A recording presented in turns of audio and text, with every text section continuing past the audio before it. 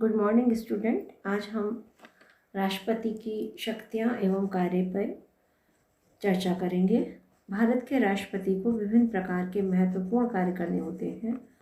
इस कारण भारत के राष्ट्रपति को अनेक प्रकार की शक्तियाँ प्रदान की गई हैं।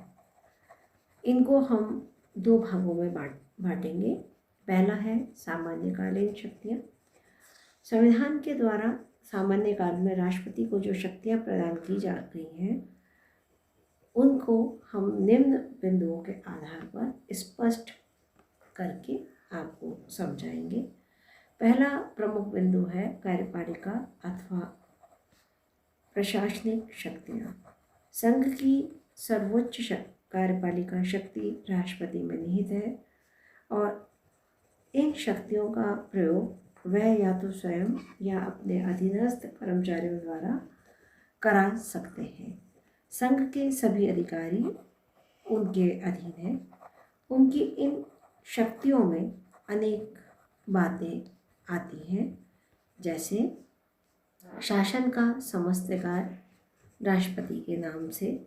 संविधान के अनुच्छेद 53 के अनुसार संघ की कार्यपालिका शक्ति राष्ट्रपति में निहित होगी तथा वह इसका प्रयोग संविधान के अनुसार या तो स्वयं अथवा अपने अधीनस्थ कर्मचारियों द्वारा करेंगे। इस प्रकार शासन का समस्त कार्य राष्ट्रपति के नाम से होगा और सरकार के समस्त महत्वपूर्ण निर्णय उनके माने जाएंगे। उसे संघीय शासन से संबंधित सभी मामलों में सूचना पाने का अधिकार प्राप्त है। प्रधानमंत्री के लिए यह आवश्यक है कि वे राष्ट्रपति को मंत्रिपरिषद के सभी निर्णयों और प्रशासन संबंधी सभी मामलों के विषयों में सूचना दें जिसके बारे में राष्ट्रपति ऐसी सूचना मांगे। नेक्स्ट है महत्वपूर्ण अधिकारियों की नियुक्ति। राष्ट्रपति भारतीय संघ के अनेक महत्वपूर्ण अधिकारियों की नियुक्ति करते हैं, जैसे प्रधानमंत्री, उसकी सलाह से अन्य मंत्री, राज्य के राज्यपाल, उच्चतम न्यायालय और उच्च न्यायालयों के न्यायाधीश, महालेखा परीक्षक, संघीय लोक सेवा आयोग के अध्यक्ष एवं सदस्य और विदेशों में राजदूत आदि। इन उच्च अधिकारियों के अतिरिक्त राष्ट्रपति को कतिपय प्रशासनिक आयोगों की नियुक्ति का भी अधिकार प्राप्त है, जैसे अंतर्राज्यीय परिषद, निर्वाचन आयोग, वित्त आयोग, राजभाषा आयोग तथा पिछड़े वर्गों की दशा में सुधार संबंधी आयोग। राष्ट्रपति को मंत्रियों, राज्यपालों, महान्यायवादी,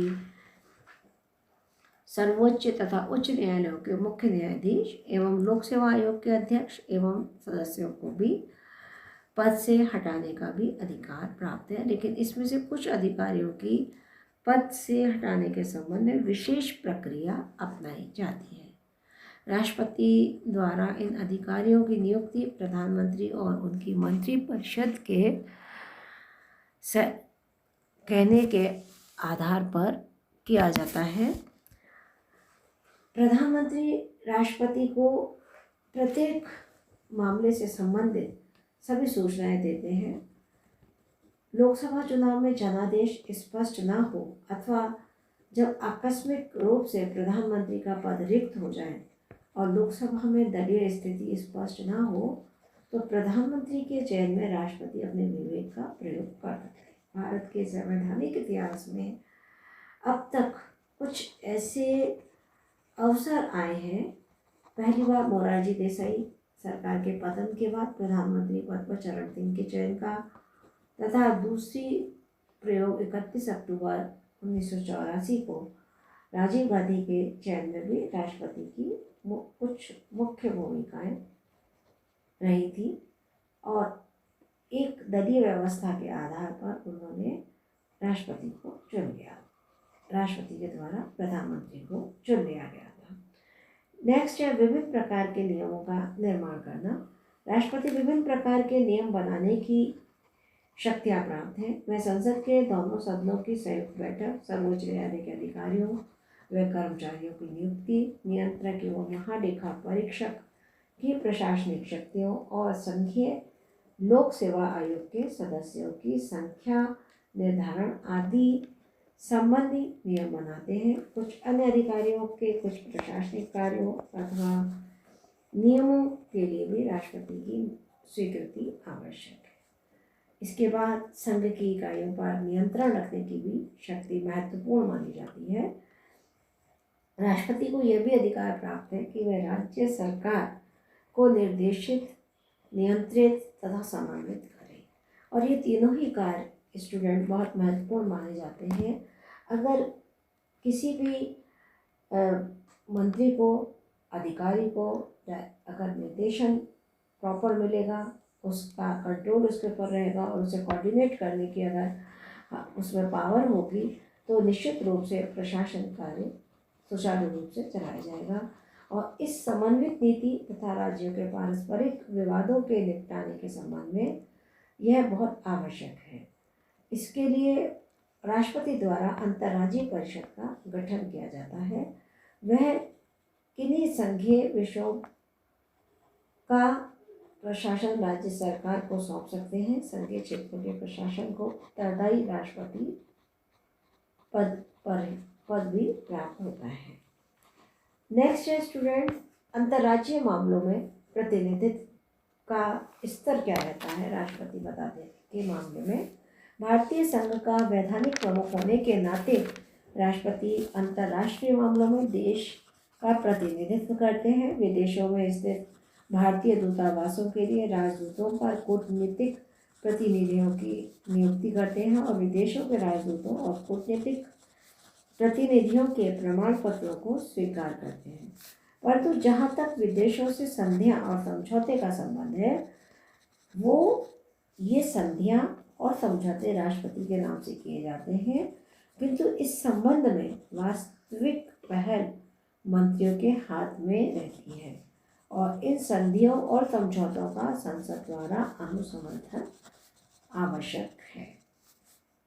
सर्वोच्च सेनापति के रूप में भारतीय राष्ट्रपति की समस्त सेनाओं का प्रधान सेनापति है, किंतु इस अधिकार का प्रयोग वे कानून के अनुसार ही कर सकते हैं। राष्ट्रपति को प्रधान सेनापति बनाकर संविधान ने सदैव के लिए यह निश्चय कर दिया है कि सैनिक शक्ति नागरिक सत्ता के अधीन हो रहेगी। प्रतिरक्षा सेनाओं, युद्ध और शांति आदि के विषय में कानून बनाने की शक्तियाँ केवल संसद को प्राप्त हैं। अतः भारत का राष्ट्रपति संसद की स्वीकृति के बिना न तो युद्ध की घोषणा कर सकता है और न सेनाओं का प्रयोग कर सकता है। इस दृष्टि से भारतीय राष्ट्रपति की सैन्य शक्तियाँ अमेरिकी राष्ट्रपति से बहुत कम हैं, क्योंकि अमेरिकी राष्ट्रपति द्वारा सेनाओं को युद्ध स्थल में भेजने का प्रयोग भी किया जाता है।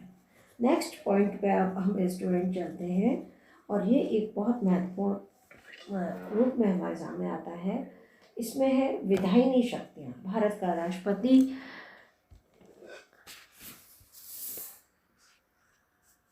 भारतीय संघ की कार्यपालिका का वैधानिक प्रधान होता है और भारत की संसद का भी अभिन्न अंग माना जाता है। इस रूप में राष्ट्रपति को विधायी क्षेत्र की विभिन्न शक्तियाँ प्राप्त हैं।